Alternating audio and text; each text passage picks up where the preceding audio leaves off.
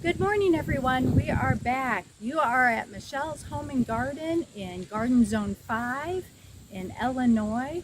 And I had told you in our last video that I would be back today and do a backyard garden tour and also show you the front gardens after I got the pruning and the deadheading done last night. But by the time I got done last night, it was almost dark. So we are starting on a fresh day to see what's blooming on the first weekend in September, Labor Day weekend. And also, we are getting close to having 1,000 subscribers in our community. Yay! So as part of celebrating that 1,000 mark, let's do a Q&A.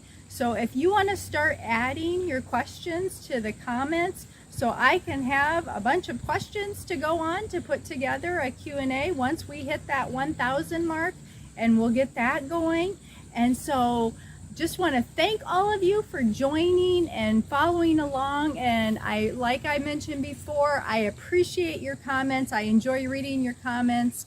And I do read all of them and try to respond to all of them. So keep the comments coming. Let me know what you're thinking about the different things. And I do have an upcoming project that I'm going to show you on the garden house. I have been doing some DIYs on some thrift finds that I found, doing some spray painting and different things and redecorating the garden house. So we'll be doing an inside garden house tour here before long with some of the things that I have repurposed and reused, and I'll show you that video shortly coming up here. I'm still working on it, so it's still in progress. So let's get going today and take a look at what is blooming today. And we have a few things going, and of course I've gotten a lot of comments about my supertunias and the superbena and the potato vine. And I must say, this side on this is all west sun, is doing the best out of the entire garden as far as annuals. Now I think it is because not only does it not get that full hot humid sun all day in the Midwest, but also the containers here, these planter boxes, these window boxes are bigger. So the planter boxes are bigger, so they're able to hold more dirt and more water. And so I think that may be helping. And I did at the beginning of the season give those, when I first planted them, I did slow release fertilizer. The dirt also, the potting soil I used, the Miracle-Gro, had slow release fertilizer in it. So I doubled that. And then I did use the Espoma starter fertilizer in there, so they got lots of fertilizer from the get-go. And then I have gave them water soluble fertilizer a couple times this season, maybe 3. I haven't been real regular about doing it, and it has been quite a while since I gave them some fertilizer. Actually, I probably should do it again, but I just haven't got to it this summer. So like I mentioned, they look beautiful. And they're going to be really hard to cut back to put fall stuff in here. So these I may hang on to until it gets cold and they freeze out, because they are looking so beautiful. So let's get going. Okay, let's look into the back garden. We'll start here. Oh, and before we start right here, let's show you how good the roses are looking. Look how much they have grown. Now, this is the first year for those Generous Gardener roses from David Austin on each side of the trellis, the arbor, and they get a pretty whitish pink rose on them. Here's one that just had a little bee on it. It's open. So can you imagine next season when this whole arbor is covered with these gorgeous roses all in bloom? It is just going to look and smell fabulous. So I can't wait for that. We've got a jazzberry back there in the corner. That was a volunteer. It just started on its own. So always appreciate those little volunteers that crop up and just leave them where they're at and hope they're in a good spot. And so that's filling in nicely right down there at the bottom of the fence. So here's some supertunias. It's looking good, the pot.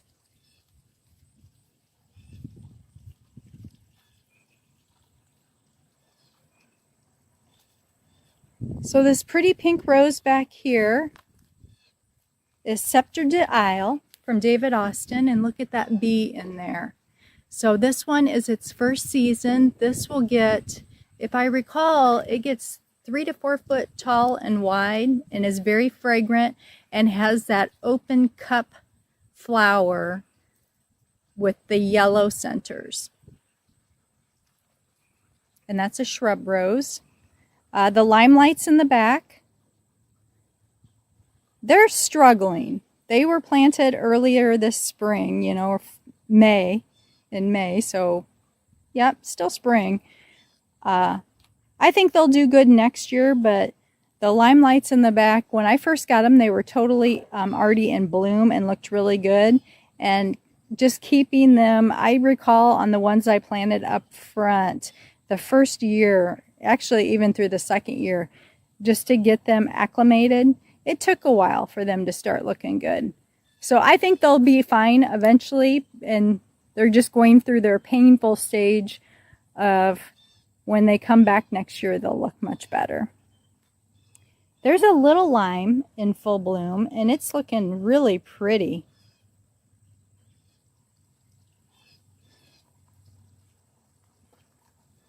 And there's that pretty rose that has that really nice smell that I picked up at Home Depot. This one down here just started blooming, and it's Princess Alexandra from David Austin. And this is its first season. I planted that earlier in the spring, and I had a video where the day that I planted these, actually and I moved this because I had it in a different spot, but the day that I planted them, it was snowing, if you can believe that. And the petunias on the front now, the one that's in this little basket is doing better because the basket's pretty big. The window boxes are looking okay, but those window boxes are smaller than the side window boxes, and so I think they're struggling more. And then this is full on south sun, so that could be possibly too why they're looking a little bit worn. In the back there, we've got the Cleome that's looking really pretty, and the Salvia. Lots of stuff going on. I have one of the high country roses back here that once this all clears out next year, I think will do better. I mean, it'll do fine. It's just growing this year. The climbing roses don't usually bloom the first year. In my experience, the ones I have, it's usually the second season when they're the little roses. The Polar Express is looking really pretty.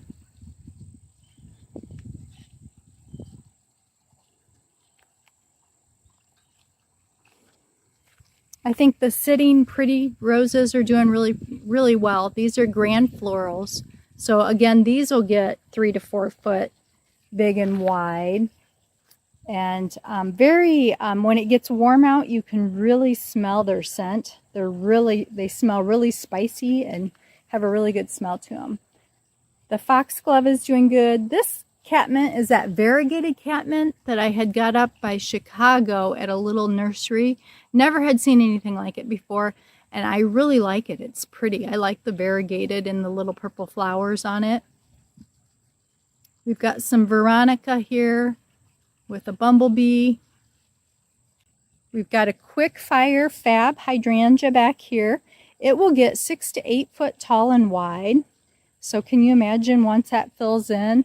That's why I've got that pot of supertunias back there because for this season I needed some color back there, but I wanted to leave that space open to give that hydrangea plenty of room to grow and fill out, because I think that'll just be gorgeous with the arborvitae backdrop. Another setting pretty rose. Now I have to show you, on those two Sitting Pretty roses that I just showed you, I picked those up at Home Depot, but I did not realize this one I ordered from High Country Rose in my unboxing that I did the video back in, I think it was about May that they came.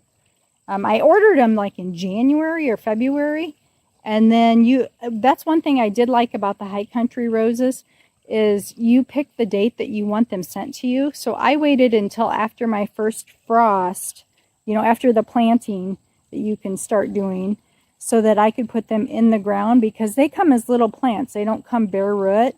So I didn't want them out when it was too cold. But you can see they're about the same size. And when I got that one, it was in a inky dinky little pot.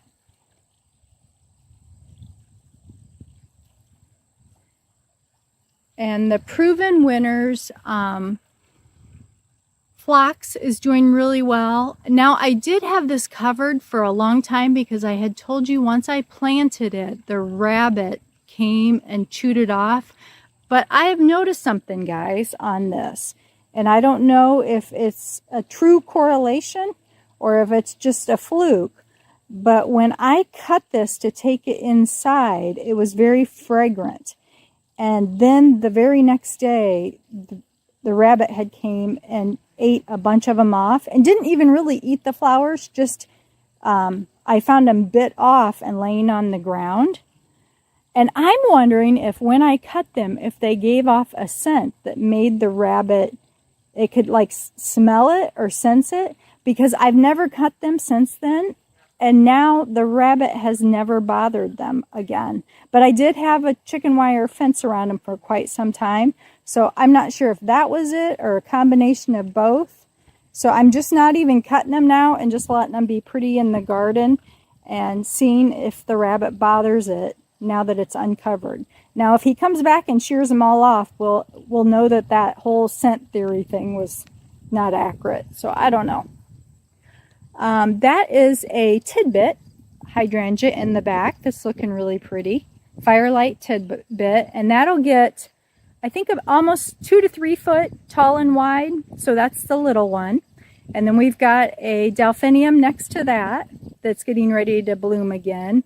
Now, back by the supertunias, this was just in bloom last week, but I did want to show it to you, just the size of it. That is the white Bolero Floribunda rose that I got from High Country that was real tiny when I got it, and so it's doing really well. Oh, and I have to tell you about my spear. Now, this wasn't the base I was going to put it on. I had told you previously that I was going to put it on a bird bath base that I was repurposing. Well, you know how you sometimes get, you know, I was telling my husband what I needed him to fix it because it was broke. The bird bath was cracked, the concrete. And he just kind of looked at me like, I don't know if that's going to work or not. So when I was out thrifting, I found that cute little column that is actually a vase, guys. But it is made out of a heavy-duty material, concrete-like material, but if you flip it over, it's open for a vase. So I just spray painted it black, and I'm using it as a base instead of a planter for the spear, and I think it's the perfect height. I like it right there. And that ended up being like a $3 clearance thrift find. So I was thrilled about that. Okay, here we've got another salvia with bumblebees all over it. If you want bumblebees in your garden, you need to plant salvia because they just love salvia. There's a silverberry supertunia in a pot, and in front of it is another High Country rose. That one is Lillian Austin, a David Austin rose, and it has a little bloom on it right there. Do you see the little bud? And that'll get to be a salmony pink color. Same thing. It was super tiny when I got it this spring, and it's doing really well. And it is a shrub rose, so it gets about 3 to 4 foot tall and wide. We've got a wee Invincible hydrangea. So that's a 1 to 2 foot little one. The Serendipity is starting, all the purple now has turned. And I've heard people say that they spray paint these when they're done to make them look like they're still purple, and I may try that. I do have some lavender spray paint that I bought that I never used, so that might be a fun experiment to see how those turn out. So we'll see. We may try that. Okay, and I think this is New Dimension salvia, and I was unable to prune this last night when I was deadheading. I wanted to take off some of those stalks because this is covered non-stop with huge bumblebees all over it. In the morning, at nighttime, there is just no time unless I would come out after dark and start pruning on it to get those stalks out that are done blooming because of all the bees. Not only do I not want to disturb the bees and make them fly away, but I don't want to get stung either. And even when I water it, I'll come out here and water it, and they don't like it when I water it. It makes them all fly away. So I just kind of leave it. I'd like to clean it up some, but they seem really happy with it and like it. But there's over a dozen of them on it right now. There's the knockout roses you seen last night. They're looking good. If you want a rose in your garden that performs well all season long for color and not fragrance but color, you're going to want a knockout rose. The knockout roses are the easiest. They're disease resistant and they look good. And I like the double ones. I think the double ones are prettier than the single. I have both, but I do prefer the double ones. Here's some zinnia seeds that I planted in that pretty bubblegum pink. And a little purple, dark purple cleome back there by my lady statue. Snapdragons. We've got Desmond, I always have trouble saying this, guys. Desdemona, David Austin Rose. And I'm not sure I'm pronouncing that right. I even listened to the pronunciation online for it, and it was like, okay, could we make it a little bit more difficult? Can't we do like this? Olivia. I can say Olivia. And you seen that I cleaned up this one last night, Boscobel, David Austin. It was looking gorgeous last week, and it still is. Second season for all three of those roses.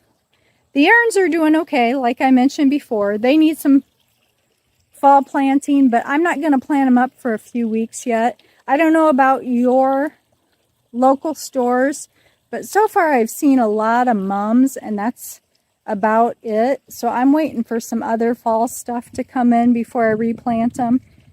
And also, it needs to get a little bit cooler. Okay, so look at this. This is Sweet Autumn Clematis, and it is covered in bumblebees all over it. And this was a volunteer.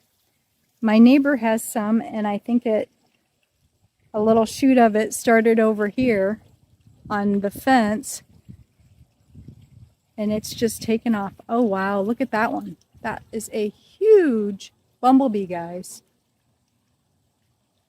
And it is so fragrant.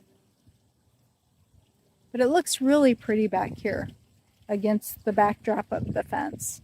And then down at the base is another volunteer. I had two. This is the other volunteer, Silverberry Supertunia. So it's just gotten huge down there and just taken off. So we've got some pretty lavender cleome, Winchester Cathedral, David Austin Rose there in the white. red and pink knockout roses in the back with the purple cone flower. I've got a little start of a boomerang lilac that I left when I transplanted the other ones, and it's getting little purple heads of blooms on it. So we'll see how that does there. Some salvia down at the base. And I'm going to pan up to the magnolia, the Jane magnolia, because I want to show you that it is blooming again. You see the blooms up there on the top? So it does that again, and this, like I mentioned, is the first weekend in September, and it'll get a few blooms on it sporadically throughout the season. And so I can see this better from the deck because it's getting so tall. Okay, and so then down here, we've got a little miniature catmint that I got that's looking really good and has bumblebees on that. That double white impatient, that is an annual, and I stuck under here for some color. The limelight hydrangea will eventually get, 3 to 5 foot tall and wide and fill in nicely under the magnolia. White diamonds hydrangea is looking gorgeous. That I just planted a couple weeks ago. I had to get that because it was so pretty. I showed you that in the Lowe's video. Lowe's had got those in. Okay, and then back here, Princess Charlene is looking really pretty. And then the one next to it is Paris, and it's not blooming right now, but it gets pretty roses on it like that also. And those are hybrid tea roses, which, as you can see on a hybrid tea, they're more individual stems, so they work awesome for cut flowers to take them in the house, and they're very fragrant, and they have nice big blooms on them. So I really like those too. They're easier to work with for flower arrangements than like a shrub rose. Like this one here is Champagne Wishes, and it's really pretty, but it has multiple heads on one stem. So you can put that in an arrangement, and it's pretty. It's got that apricot color. It starts and then turns to that pretty creamy white, and it is fragrant. We've got a little quick fire back there that's getting that mauve-y tinge on it that's really fall looking. And you've seen me working on the Perfume Breeze climbing rose in the back there. I'm trying to get that. Oh, it's just like a wild rose, guys. I got it, and it's real prickly. When you get working with it, it'll start sticking to your clothes and stuff. So I was trying to train it more on the trellis. But it does have those tiny, tiny little flowers all over it. And they just keep, new ones are constantly forming. So it is a really pretty little rose. Now I did plant one of the other high country climbing roses right down here. And I think I'm going to transplant that later when it gets cooler this season and move it over by the garden house in that area because it gets more sun. I think it may be too shaded here between the lilac and this spot. I don't know that it's getting enough sun. But the English ivy is doing really good down there. And as it grows, I try to get it climbing up the trellis.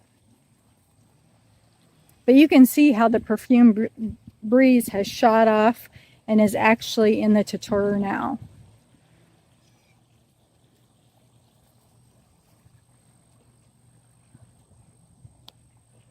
Okay, and the Victoria Blue Salvia, which is an annual for us in Zone 5, is really pretty, filling in there with the snapdragons. The Eden Rose is going crazy, just absolutely crazy, and that's its second season. Doesn't have any blooms on it right now, but boy does it have growth. So I'm happy with that. That is a single white knockout rose. And that's what I was saying is I have the double and that's the single. And the single is pretty. But when these white flowers that look nice now start to fade, they fade to a nasty brown color. At least I think it's nasty brown. And so you have to come out, in my opinion, you have to come out and clean it up a bit because it just doesn't look nice. So that's one thing I didn't like about the single white knockout. But just to look at it right now, it is pretty. There's my huge Supertunia basket that is doing really well. It's doing super well. How about that? And I put that there to try to block the generator a little bit. Red knockout rose. The olive tree is loving its life outside. Probably not going to like it when I have to move it back in for winter because it would not survive. I've got 2 of them in clay pots that I bought online, little tiny starts about 5 years ago, and really like that Mediterranean, plant, but it will not survive in zone 5, so they have to go inside in the winter. And the bigger they get, the harder they are to get in the house. But I got them out here so I can get them back in. Oh, and there's my little pots of dwarf Alberta spruce that I got on clearance. Those are going to go into urns and planters for winter. My pink knockout rose, the other olive tree. I will tell you that my bobos are not doing well that I planted here. Do you see there? And these are all have been in the ground for a few weeks. They were totally in bloom when I got them, and little, as you can see. And they're still alive, and they're putting growth on. So again, I think they'll be fine next year. I'm hoping. But all 3 of them are not doing well over here in this garden. But the pink knockout is doing good. The pot in the back with the impatiens and the hippo white is doing well. You've seen that I pruned up the salvia last night. It needed a prune. Oh, look at the Veronica with all those bees on it. They like that. And then we've got the chocolate drops in the planter that does really well, and you can take cuttings of that and just put it in regular tap water is what I did, and it will root. And I have it now where it's rooted, and I put it in a little pot in the house to see if I can get it to overwinter. So I'm experimenting with that chocolate drops coleus. The hostas are still doing well over by the urn. They've lost some of their flowers, but I'm not ready yet to cut them back as they're still blooming. And then let's pan around to the fountain. And as you can see, the boxwood are doing well, guys. I've been watering them. All the new little baby boxwood and the little planters with the Supertunias in them, and the salvia is looking pretty with the fountain. So things are still looking really well first week in September in the back garden. I will tell you though, it is going to be really hot again this week here in Illinois, and we do deal with a lot of humidity too. So I will be watering lots, and I usually come out and water, especially the planters and the urns, about when it gets hot like this, once a day. They need it once a day. Once it cools off a little bit, I can go usually every other day. But so let's go up front and look at the mailbox garden. Okay, the mailbox garden is looking good. Now I haven't done a lot of deadheading up here other than on the dahlias. I have deadheaded those, but the other stuff I'm just kind of leaving since this is all annuals and we're getting close to the end of the season. I'm just letting it play out. I am going to start probably getting some bulbs to put bulbs up here. Since almost all of these are annuals, they're not going to return next year. I may get some of this purple Victoria blue salvia that volunteers and comes back next year. But about everything else, other than the Weigelia that I planted in there, and then there's a little phlox up front right next to the base of the mailbox. Nothing else on this side of the mailbox garden is perennial. So I'd like to put some bulbs in here.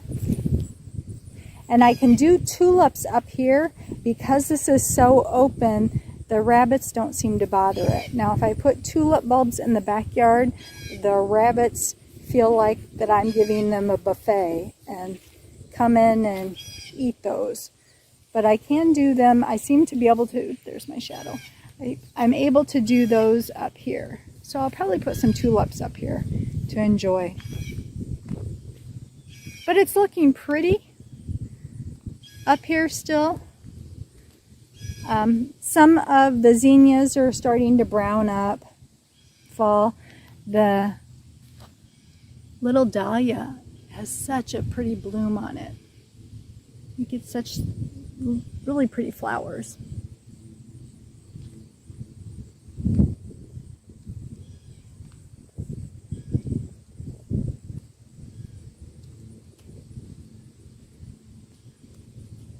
But for little, most, like I had mentioned before, most of these were like the little 6-pack of annuals you get at your big box store. So for the color that they provided for the season, they gave a big color pop. And then the mailbox has the Supertunia Bordeaux and the mini petunia, potato vine, and the pretty purple Superbina. So it's doing well also. So let's go take a peek at the front urns and let me spin around here. Do the front urns, and I wanted to show you my limelight up here. Now this is its, I'm thinking 3rd season, the limelight. And I have 3 of them, and this is the best out of the 3. And this is all west sun. So look how well that limelight is looking. It is really pretty with those huge heads on it. And that is a big red knockout, double knockout rose, double red knockout rose.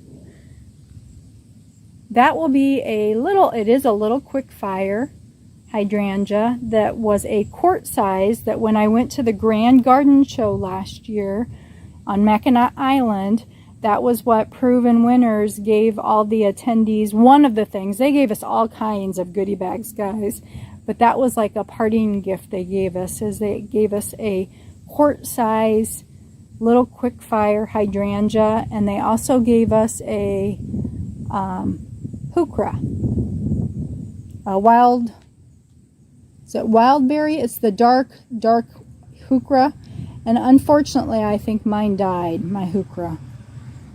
But the hydrangea made it.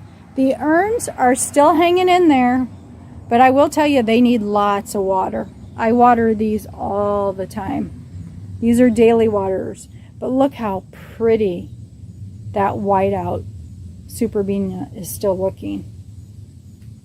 And the potato vine, the chocolate drops coleus, and even the Supertunia Picasso.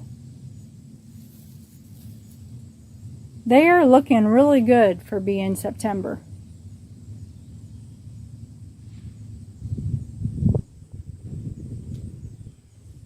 You can see how much that chocolate drops. It's almost to the bottom of the urn. How crazy it grew. And so this is the other side of, now same hydrangea, limelight, planted at the same time. Do you see the difference? Look how tiny it is. That one, and I have, oh, this one looks like it needs some water. Look at it, it's not doing good. I better get the watering can out. Whoa. So yeah, I need to water that. And then that is the other High Country rose that I got, and it is the David Austin also, and it is the Tess rose, and it'll be a red rose. Well, that concludes this week's back garden tour, the first weekend in September. Can you believe it that we're already in September? The summer just seemed to fly past. But you got to see the back garden, the mailbox garden, the beautiful urns, and like I mentioned, comment below on any questions that you have for our upcoming video. Once we hit that 1,000 subscriber mark, we'll do that Q&A video. So I look forward to reading your questions and putting that video together for you. Have a great weekend. Enjoy your Labor Day weekend. And I'll see you in the next one. Bye, guys.